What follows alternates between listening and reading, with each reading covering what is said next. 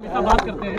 आज भाजपा के लोग भाजपा के अध्यक्ष जेपी नड्डा के आवास पे ब्राह्मण नेताओं की मीटिंग हो रही है, जिसमें जो कमेटी के मेंबर हैं वो अजय मिश्रा टेनी भी बनाए गए हैं। आपको क्या लगता है कि इसमें बीजेपी वाले ब्राह्मण वोट को साधने की कोशिश कर रहे हैं? देखिए, ऐसा है कि अगर आप उनकी यहाँ तक मजबूरी आ गई है कि अजय टेनी जी, जिनका कि नाम और उनके लड़के का नाम सुप्रीम कोर्ट की एसआईटी की रिपोर्ट में आ गया है और उसमें आया है कि इन लोगों ने षड्यंत्र के तहत जो है किसानों को दबा के मार दिया है, और बौखलाहट में जब इनसे प्रश्न किया गया तो मीडिया की कॉलर पकड़ी, उनको चोर उचक्का कह के गाली बकी। तो अगर ऐसे लोगों को ले करके ये आज बैठक कर रहे हैं तो इसके मतलब कि इन्होंने ये मान लिया है कि ब्राह्मण समाज ने उत्तर प्रदेश में मन बना लिया है कि भारतीय जनता पार्टी को वोट नहीं देना है और बहुजन समाज पार्टी के साथ में पूरी तरह से जुड़ गया है। इसलिए ये परेशान होकर के और बौखलाहट में ये इस तरह के 15 आदमी या 12 आदमी इतने ही इनके पास प्रदेश में हैं और उन्हीं के 1-2 परिवार वाले होंगे। इसके अलावा ब्राह्मण समाज का जो 3 करोड़ लगभग आदमी उत्तर प्रदेश में है, उसमें ये 14-15 जो इनके साथ में हैं मजबूरी वश हैं, उनके घर वाले भी हमारे साथ में हैं और वो भी ब्राह्मण समाज के लोग जो हैं, इनके रिश्तेदार नातेदार भी हैं, वो हमसे जुड़े हुए हैं और हमारी पार्टी को वोट देने के लिए मन बना चुके हैं। तो इस तरह की जो ये बैठक कर रहे हैं, इससे तो इनका और खुलासा हो रहा है कि कितना परेशान है, कितने दुखी हो गए कि अब ये बैठक कर रहे हैं 5-6-10 नेता लोगों को बुला करके कि आइए कैसे ब्राह्मणों को हम वापस जोड़ें। ब्राह्मण जो है बुद्धिजीवी समाज है, ब्राह्मण किसी भी हालत में अब इस तरह के इनके उसमें नहीं आता, बल्कि इनका चेहरा देख रहा, ब्राह्मण देख रहा है कि किस तरह से ये ब्राह्मणों के ऊपर 500 हत्याएं हो गई हैं, 100 से ज़्यादा इनकाउंटर हो गए हैं। क्या वो भूल जाएगा?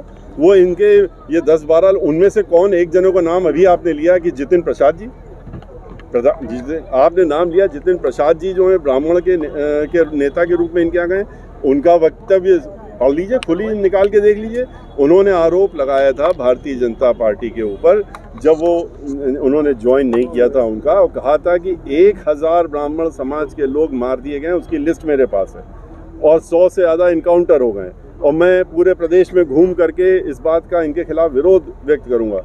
अब उस मीटिंग में वो भी बैठे हुए हैं, वो भी बैठे हैं जिन्होंने 4 किसान जिनके वजह से आज दब के मर गए हैं और 1 दर्जन घायल पड़े हैं बुरी तरीके से। तो इसलिए ये दिखाता है कि इनका समय लद गया है और भारतीय जनता पार्टी के जाने का समय उत्तर प्रदेश से आ गया है और बहन मायावती जी का आने का समय है। क्या ब्राह्मण वोट कितना कहा है सपा और बसपा जो लंबे समय तक काम करती है कि विकास अगर होती तो जो मेडिकल कॉलेज और विकास कार्य आपने देखा कि विकास के नाम पे क्या कर रहे हैं ये।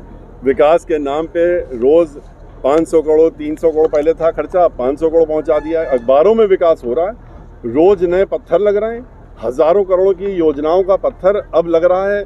1 महीने पहले चुनाव जब घोषणा होने जा रही है तब उनको पत्थर लगाने की याद आ रही और कह रहे हैं कि हम ये योजना आपको अगले 5 साल में देंगे। तो इस तरह का विकास तो हमारी पार्टी में नहीं हुआ था। हमारी पार्टी में जो 23 जिले बने वो हमारी पार्टी ने बनाए।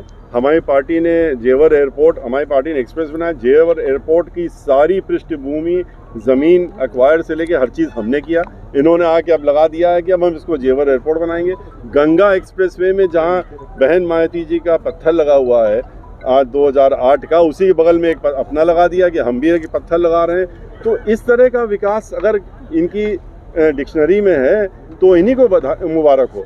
हम लोग इस तरह का नहीं करते। हम लोगों के यहाँ जो विकास होता है आते ही जैसे ही सरकार बनती है उसके तुरंत बाद काम शुरू हो जाता है। और मेडिकल कॉलेज की बात आप कर रहे हैं, कौन सा मेडिकल कॉलेज आपने देखा है? मेडिकल कॉलेज वो जो सरकारी अस्पताल हर ज़िले में हैं, जो सिविल हॉस्पिटल हैं, उनको मेडिकल कॉलेज में परिवर्तित कर दिया। वहाँ पर ऐसे ही दम तोड़ रहे हैं लोग, मर रहे हैं।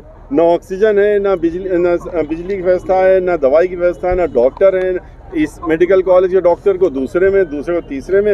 ये मेडिकल इस तरह के अगर यहाँ से पढ़ के छात्र निकलेंगे और डॉक्टर बनेंगे तो प्रदेश का भविष्य क्या होगा, मरीजों का क्या होगा, ये आप सोच सकते हैं। कोविड की क्या मानते हैं आप?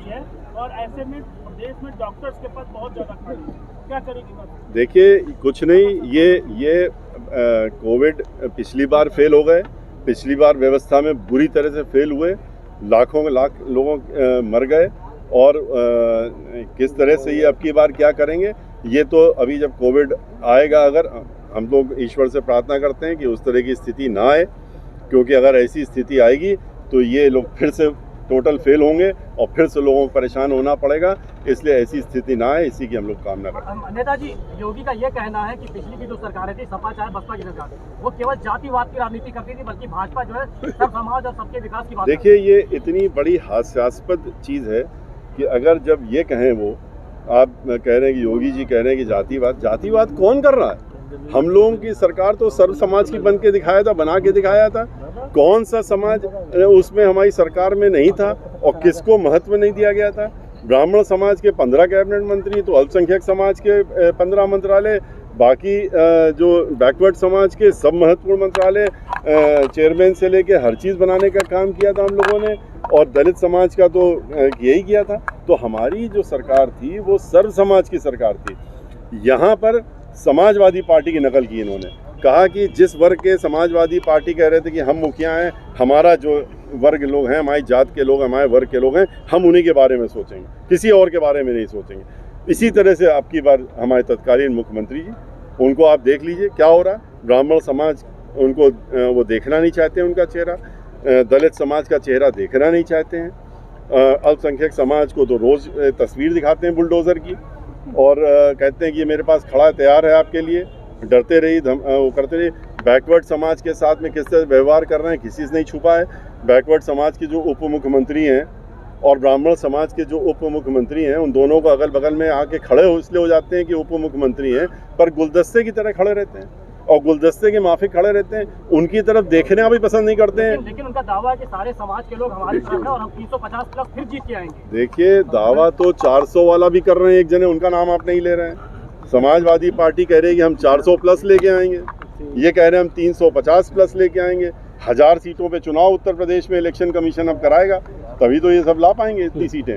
तो ये तो ऐसी बातें हैं जो कि एक बचकानी वाली बातें हैं, इस तरह की बात करना। जनविश्वास यात्रा के लिए क्या और बहुजन समाज पार्टी, इसीलिए हम आपसे बता रहे हैं कि हम ये नहीं कह रहे हम इतनी लाएंगे उतनी लाएंगे, हम पूर्ण बहुमत की सरकार बनाएंगे, अकेले अपने दम में बनाएंगे, किसी के साथ गठबंधन नहीं करेंगे इन लोगों की तरह। और 2007 में जितनी सीटें जीत के आए थे उससे कहीं ज़्यादा सीटें लेकर के आएंगे। गठबंधन कौन करता है?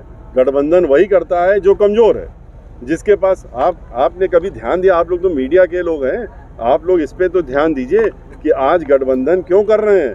गठबंधन इसीलिए तो कर रहे हैं कि बैसाखी की ज़रूरत है इनको।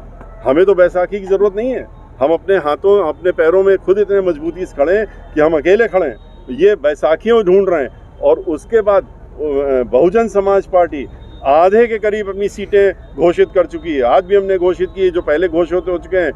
लेकिन समाजवादी पार्टी की जो पार्टी है और भारतीय जनता पार्टी, सीटों में तो एक भी घोषणा अभी तक नहीं कर पाए, वो तो नहीं करी है। लेकिन ये भी नहीं घोषित कर पाए कि अपने गठबंधन के जो साथी हैं जिनका नाम लेते हैं, उनको कितनी सीट दे रहे हैं, कौन सी सीट दे रहे हैं और क्यों। इसलिए कारण क्या? कारण इसलिए जिस दिन ये हो जाएगा उसी दिन से जो वो अभी हर एक सीट पे 10 आदमियों को लालच दिए हुए हैं, तुम भी आओ, तुम्हें भी इसी, उसके बाद खुलासा हो जाएगा और सामने लोग जो हैं उनके प्रश्न चिन्ह खड़ा करने लगे, उन्हीं के साथी लोग। का क्या रोल है? ओवैसी लगातार भाजपा के समर्थन। देखिए, वो तो आपको मालूम है कि किस तरीके से तरीका भारतीय जनता पार्टी अपनाती है, हर जगह हर स्टेट में वही अपनाने का। नेताजी ये बता दीजिए, ये सपा भाजपा वाले कहते हैं कि बसपा हमें आज तक खिलाई, इसलिए आपका क्या कहना था?